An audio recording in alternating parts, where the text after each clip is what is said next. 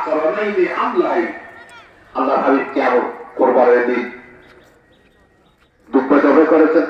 সিংওয়ালা মলি হারামের এবং মৌজি আইনে হসি আলাইহি ওয়াজাতু ওয়াজহিহি লিল্লাযী ফাতারা আস-সামাওয়াতি ওয়াল আরদ আলা মিল্লাতি ইব্রাহিম হানিফা এই দোয়াটি পড়লেন ওয়া মা আনা মিনাল মুশরিকিন ইন্না সালাতি ওয়া নুসুকি ওয়া মাহইয়ায়া ওয়া মামাতি লিল্লাহি রাব্বিল আলামিন লা শারীকা লাহু ওয়া যালিকা উমিরতু ওয়া আনা আউওয়ালুল মুসলিমিন আল্লাহু মিনকা ওয়া লাকা ওয়া মিন মুহাম্মাদিন ওয়া উম্মতিহি বিসমিল্লাহ রাসূলুল্লাহ এই দিন চারটি টাকা হয় ওই গোশত খাওয়া হালাল ওইটা ক্ষমা নতুবা হালাল হবে না তবে ওই কুটি আকসরা চারটির মধ্যে তিনটি অধিকাংশ রক কাটা যদি যায় ফকাযালিকা হাল্লা ইন্দাবি হানিফা রাহমাতুল্লাহ আলাইহি ইমাম আবু হানিফা রাহমাতুল্লাহ আলাইহি মতে এটা হালাল এরপর বলা জারুতুল আইয়ুকুল গদিবা চতুর্থ জবে করার পর কোন জিনিস খাওয়া হালাল নয়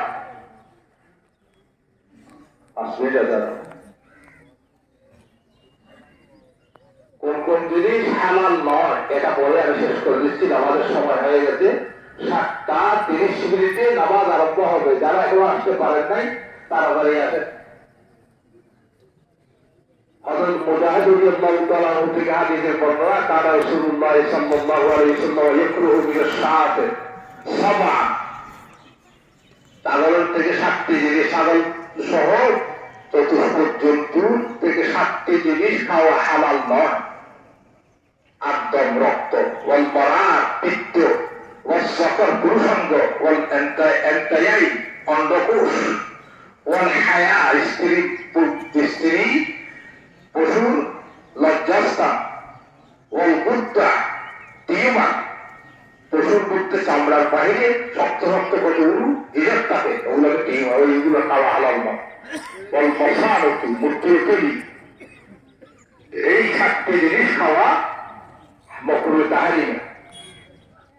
অনেক কিতাবের খাওয়া আছে অতএব আমরা আল্লাহ সন্তুষ্টির জন্য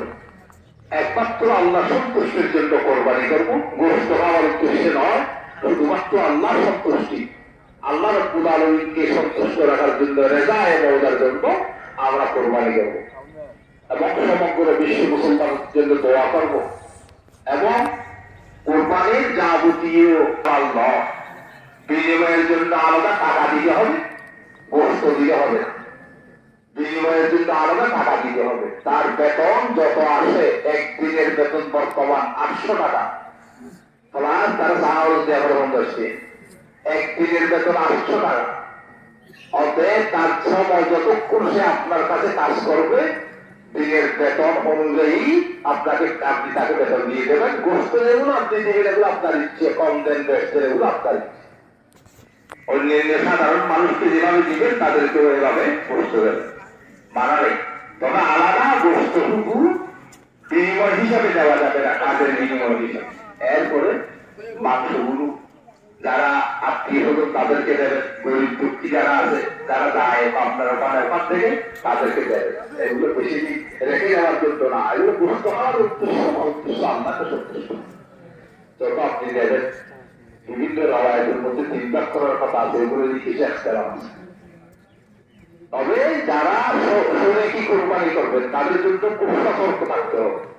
যারা শরীকি কোরবানি করবেন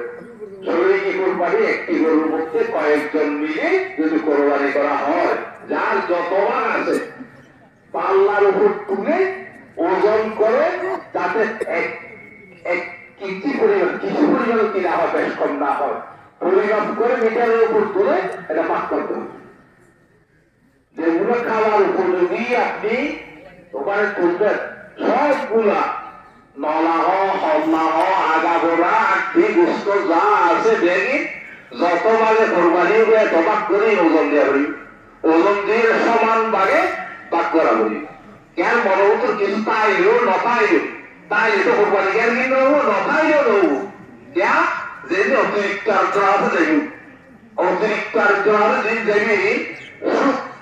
অতএব কোরবানি উঠতে সুন্দর ব্যবস্থা করা যাবে এটা আল্লাহ শরীয়তের মশলা থেকে ওজন দিয়ে বাদ করিবেন আল্লাহ পাক আর তৌফিক দান করুন